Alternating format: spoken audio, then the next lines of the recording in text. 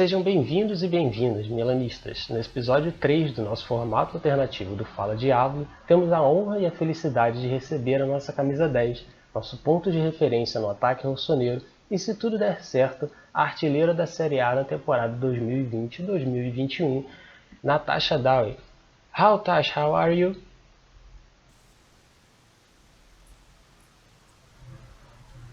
I'm very well, thank you. How are you? I'm fine, just fine. In the name of a team here at AC Milan Brazil, I would like to state what an honor it is to have the opportunity to ask you some burning questions to the next Golden Boot Award winner of Serie A. You know what? That sounds about right. Let's get it started, shall we?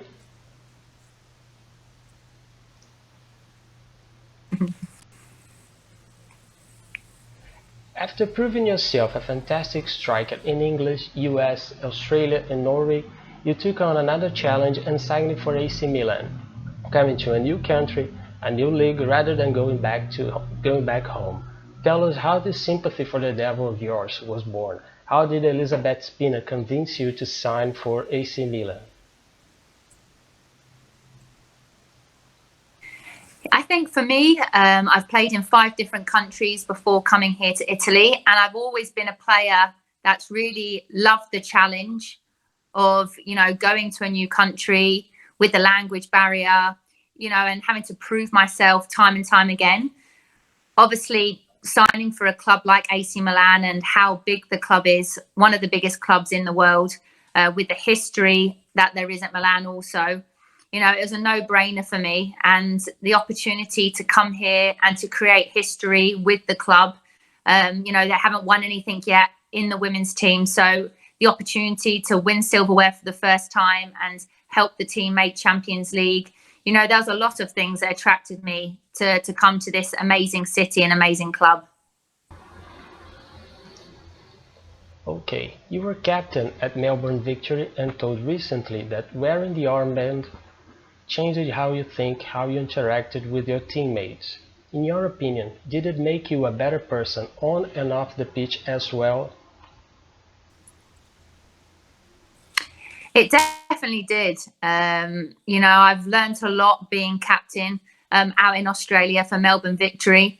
You can't just worry about yourself and focus on your own game. You have to think about the whole squad and the bigger picture, try and help individuals and different players respond in different ways, maybe need different feedback, different communication, having that really good relationship with the manager also, and having players trust you, where they can come up and speak to you and feel as if they can trust you and you're a leader, not just on and off the pitch. So I think the older I've got, my mentality, the way I play the game has definitely changed. And yes, being a captain is always an honor and it's a privilege. And, you have to set the standards high because you are the role model for basically the rest of the team. And that's what I always try and do. Whenever I go to a new club, I always try and lead by example and be the ultimate professional, which hopefully I'm doing here at Milan. Watford, Fulham, Liverpool, Everton, Melbourne Victory, England national team, and now Milan, some very well-known teams you've played for before coming to Milan. Does this drive you to play for those mighty clubs to feel this kind of pressure? It definitely does. I think when you look back at your football career and when you eventually hang up your boots and you call it a day, you want to look back at your career and you want to firstly have been proud of what you've achieved. You want to win things. That's why we play the sport, is to win silverware and to be successful. But I'm really fortunate, and my career so far has been a dream come true. To have won the league with the club that I support and where my home is at Liverpool, my second home in Australia, to have won the league out there, to have played obviously in huge clubs in America, Sweden, Norway.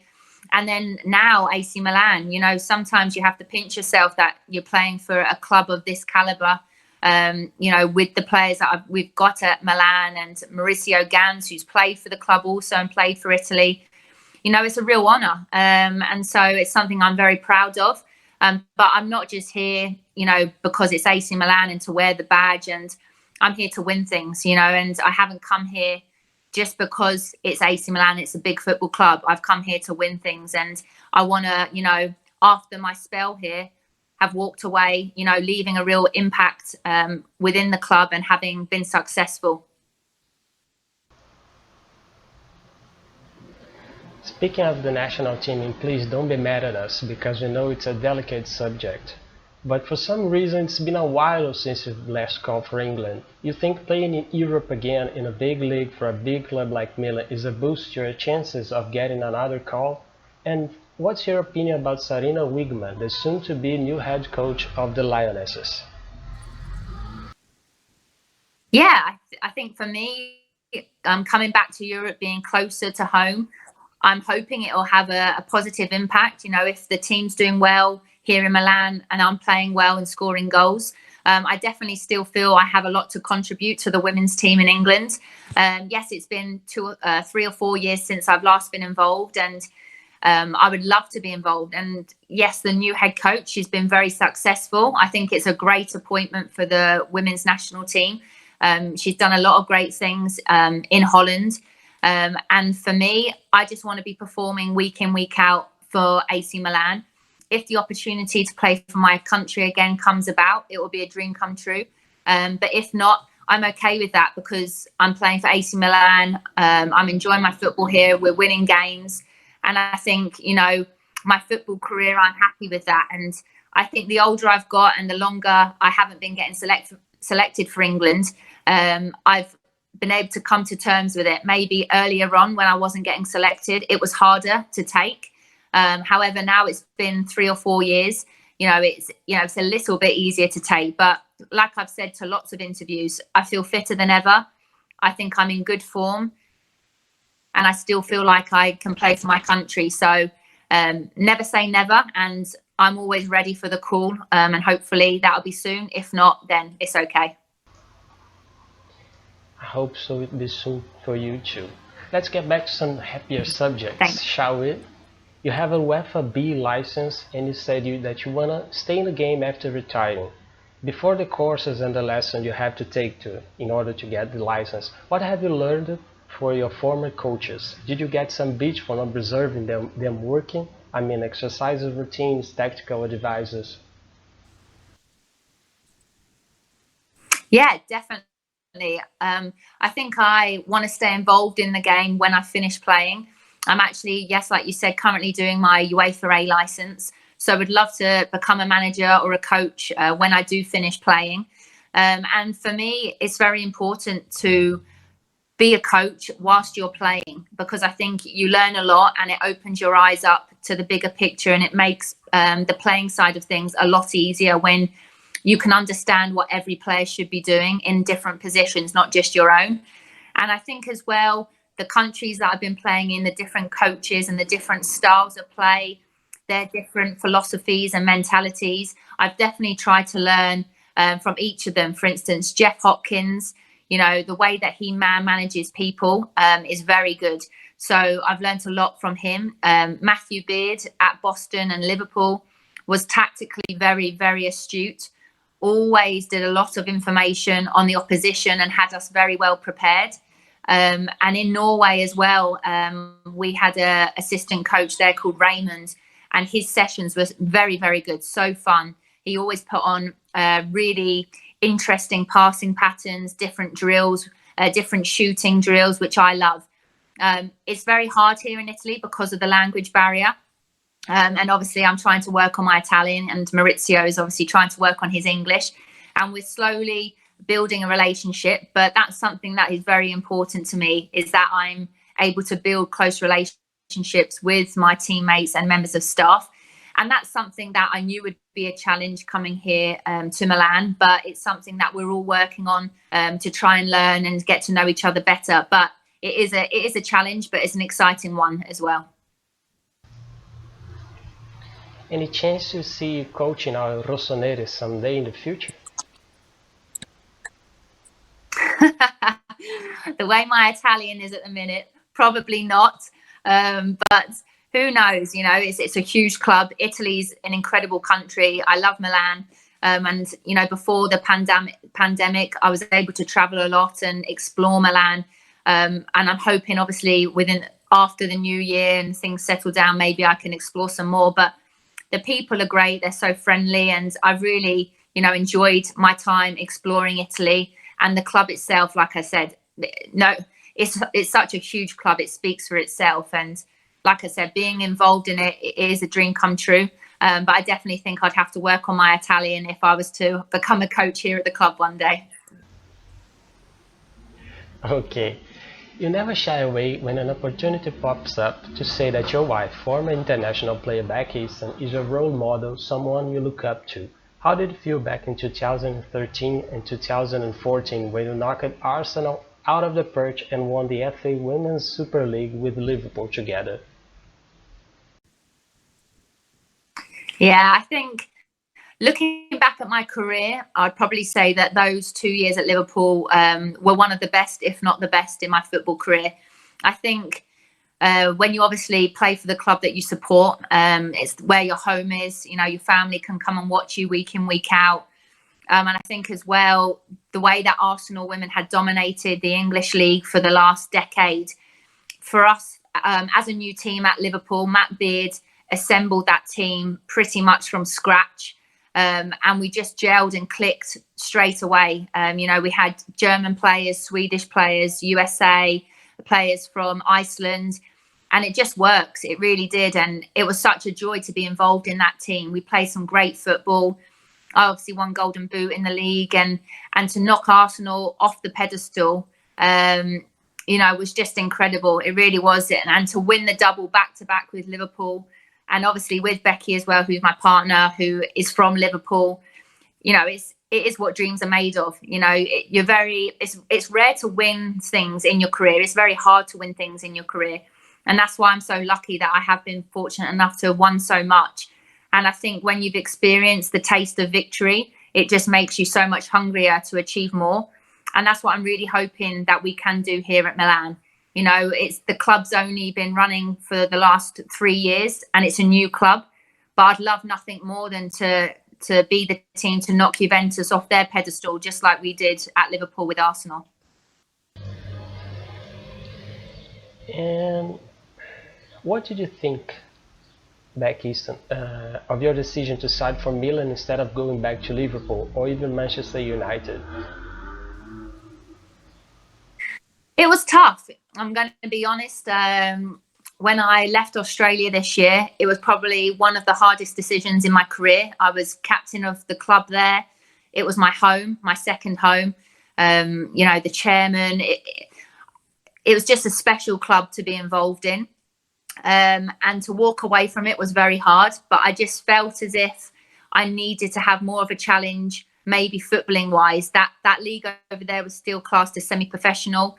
It's definitely getting better and better, but I felt as if I needed to maybe go to a slightly more challenging league and to put myself out of my comfort zone a bit more. I was speaking to the likes of Manchester United, Liverpool, Reading, a few clubs in England who were really interested in bringing me back home. And of course I was tempted. I've been traveling now for the last 5 or 6 years, and I miss my family. I can't remember the last time I had more than a week in my own house back home in Liverpool. So there was a big temptation to just go home and to settle and to be able to live in my house and be with my family. My sister has just had a baby as well. So I've got a niece who I've only met once. But then I spoke to Maurizio and Elizabeth, and they spoke about, what they were trying to build here at Milan and kind of what they wanted to bring me in for, my leadership, my experience. And I also just think it'd be special to make history at this club. It's kind of cool to be able to come here and maybe achieve something that no other team here has done. So I think that was a big pulling power for me. And I've always loved a challenge. So maybe going home was too easy. So maybe this is more of a challenge for me. And I think you learn and become a better player through maybe making harder decisions. We are so grateful you've made the hard decision. Really, really, we are so grateful. Back to AC Milan, you have a fantastic partner in crime, Captain Giacinti, and quality midfielders such as Julia Simic and Vero now. to create scoring opportunities for both of you, besides an amazing defense and a fantastic goalie. Do you think we can have high hopes this season? I mean, in your opinion, is this team able to win any trophy this time? Yeah, I think I'm able to be completely honest and actually say that I don't even really think the team has found our potential yet. I think that when I look at the way we've been performing, we've grounded out results, and we've won 9 out of 10 games, obviously only losing 1-0 to Juventus through a penalty. But for me, I don't think with the players that we've got and the team that we've got, I don't think we've shown what we're capable of yet. So to be where we are in the league, and to be so high up the table, having probably not performed as well as what we would be hoping to, I think it's exciting. I think it's going to take time. Of course it is. A lot of us don't speak Italian, and a lot of the Italian players don't speak great English. So the communication is a hard thing, and it's a struggle. And I think it's very important in football to be able to communicate on the pitch. But it's something that we're all trying to obviously work on and to get better at. And I'm just hoping that it can click soon, because I think if we can all click and we can all gel and, really bring out the qualities that we all have, then I think by far we've got potential to win this league. We only lost out to Juventus 1-0, and it wasn't a great game from us. So it's so close. So I definitely do think we've got potential to win everything this year.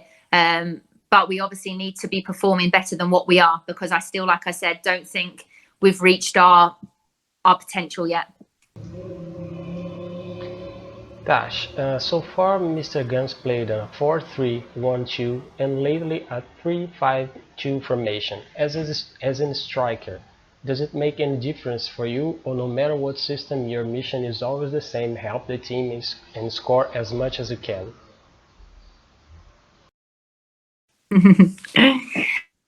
Yeah, look, for me, number one, winning is the most important thing. It's what makes me the happiest.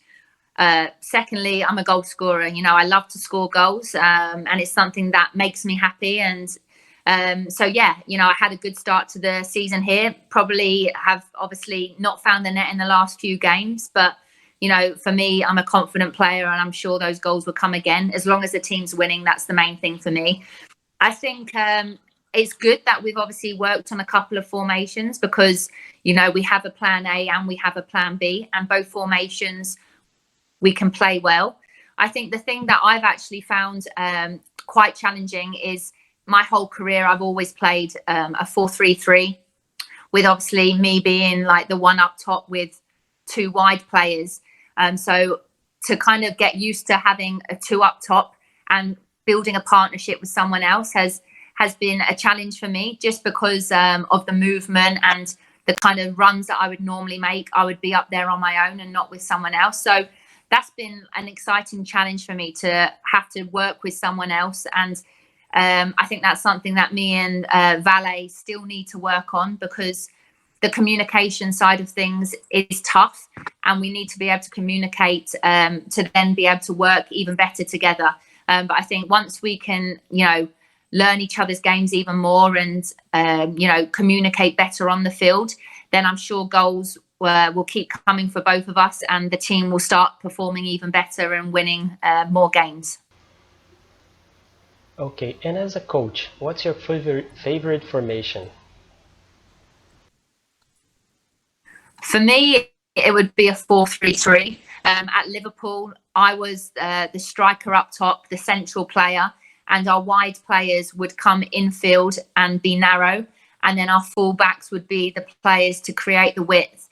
And I like the way that this formation works, because you've almost got like 2 wide players to play with, a number 10 just behind me, feeding me the balls, and then you've got that width with the full-backs creating the width to put in good deliveries. So you're never isolated, you're never on your own, you've always got options. And being a lone striker, you can make the runs in behind the centre halves. You don't need to worry about, kind of trying to work with someone else. You can just kind of focus on your own game. So I like the 4-3-3, but I'm also very happy with what we're doing here at Milan with the 3-5-2 or the diamond midfield. and it's working for us. You know, we're winning games, so that's the most important thing. Good. Let's talk a little bit about the locker room, shall we? Who among your teammates you talk the most? We always see you, Grinchell, and Caroline Rask on social media together. Yeah, them two are definitely my bezies. Yeah, we've right from the start when I first got to Italy, it was a crazy few days. You know, not many people speaking English, and you're in a new country, and it's pretty scary sometimes. You know, leaving home, not knowing anyone, and when obviously people don't speak your language, it can be quite a lonely place sometimes. But me, Christy, and Carolina, we call her Rask.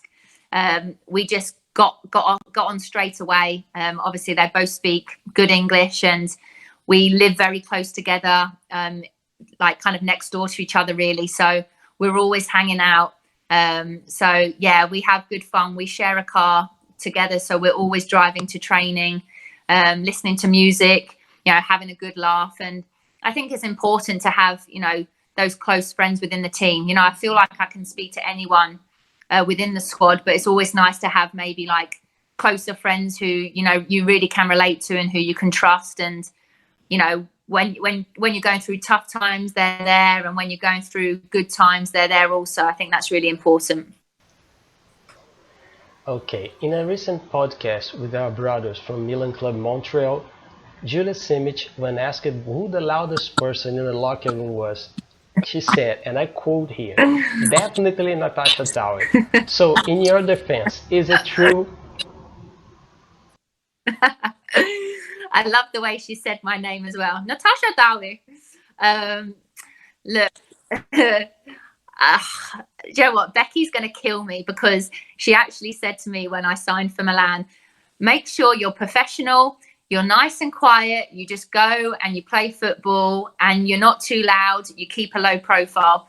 So then when Julia said that I was the loudest and I was the prankster, she told me off and said, I thought I told you to keep quiet and keep a low profile.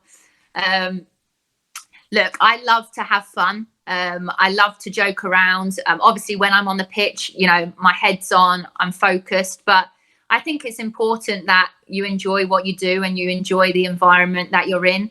And there's definitely a good group of girls here at Milan who I can have a good laugh with. And when I'm around them, they bring out the best in me and they make me smile. They make me happy. But I would definitely say Julia is up there with me. She's up there. Christy Grimshaw, Selena Babb. You know, we've got a few good characters in the changing room who are loud and fun. Okay, best. Who's the shyest anyway? Ooh, who's the shyest? That's a really good question. There's a couple. There's not too many that are shy. A couple of the young kids, Carol can be quite quiet, but then she's also been coming out of her shell recently. Who else would I say is shy? Oh, to be fair, there's no one really. Laura Agard is quite quiet, but I wouldn't say there's anyone that's shy in the team. You know, we've all got some big personalities throughout the team, and everyone can get involved and have fun and have laughter. I don't really think you can get away with being shy in this team, because I feel like if you are, then you're not going to survive, because there's too many big characters. So I feel like everyone's got a big personality in their own different ways here. Okay. Do you have any superstition before entering the pitch? Ooh. I always like to look good and feel good. I think that when you're playing a football match, if you kind of prepare properly, you know, look smart, you know, boots are nice and clean, you know, socks are worn the right way, you know, I just think that you perform better. So I always like to, you know, have a nice shower before the game, make sure I'm clean, I'm fresh, you know, smelling good, looking good. And then I always feel then that you perform better on the pitch then. So no kind of major superstitions. I always kiss. I have a tattoo, I don't know if you can see, and it's B for Becky on my finger. Oh, wait, can you see that? Yeah. A B one. Yeah, so I always kiss that, just because it's really hard at the minute, Becky not being at the games. Like, she's never missed a game in my football career.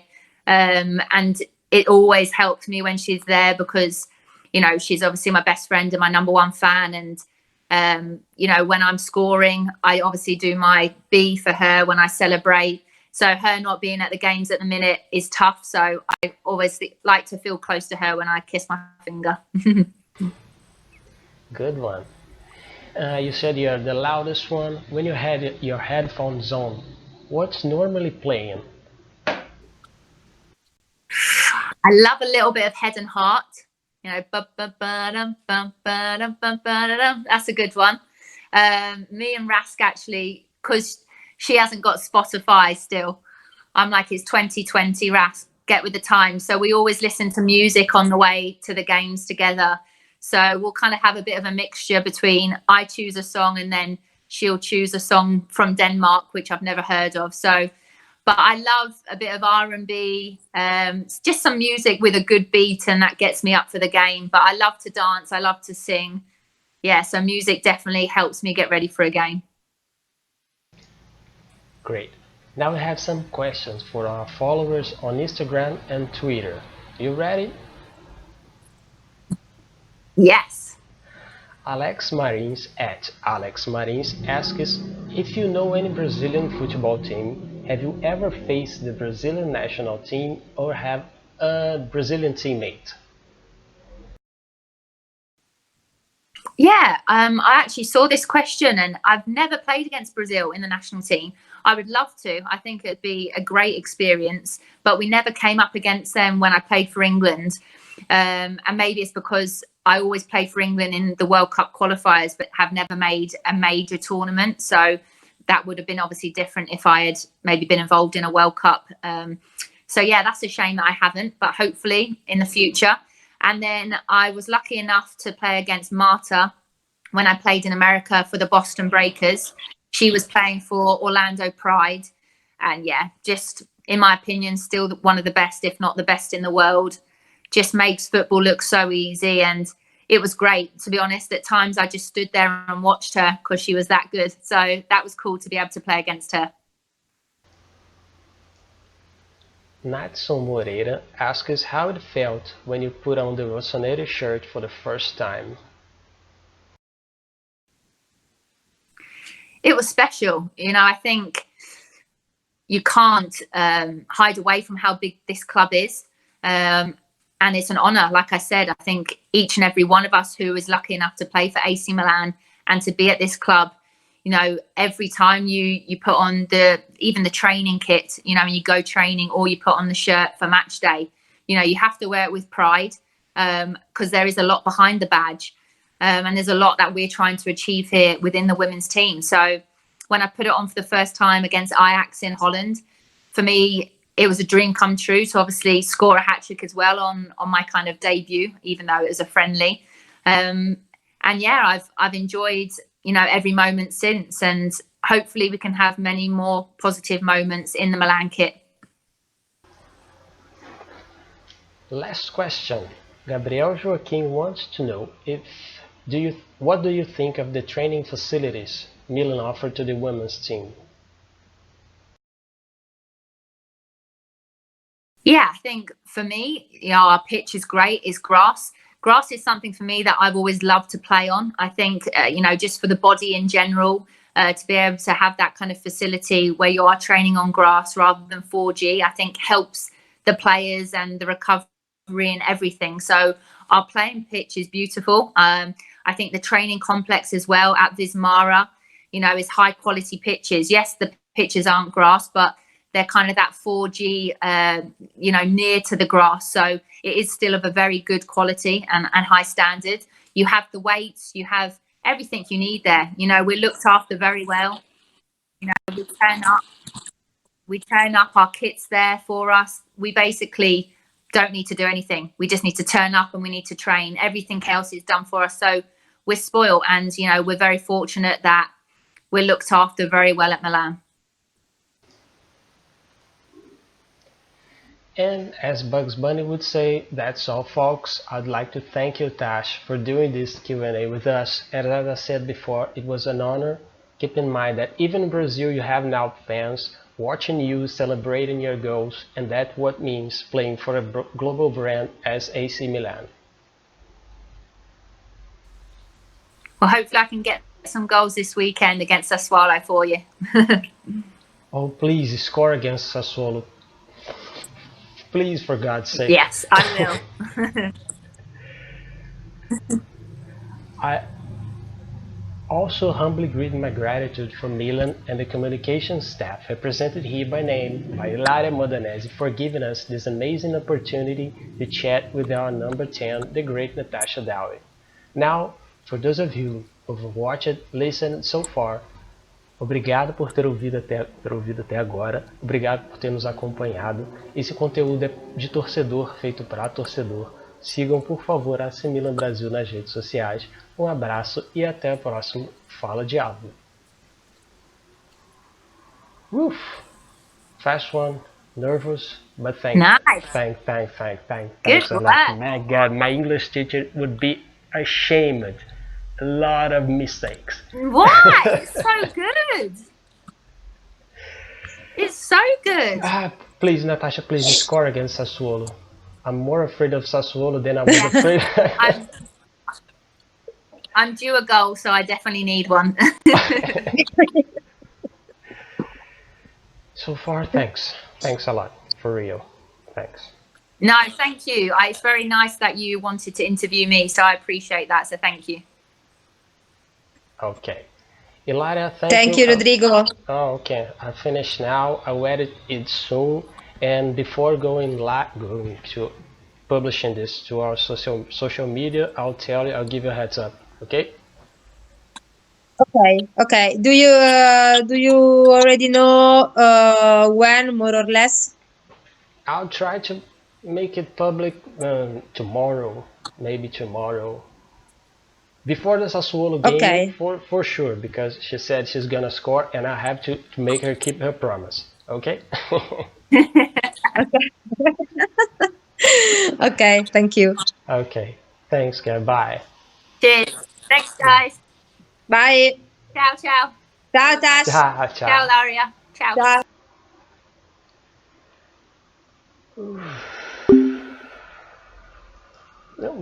No.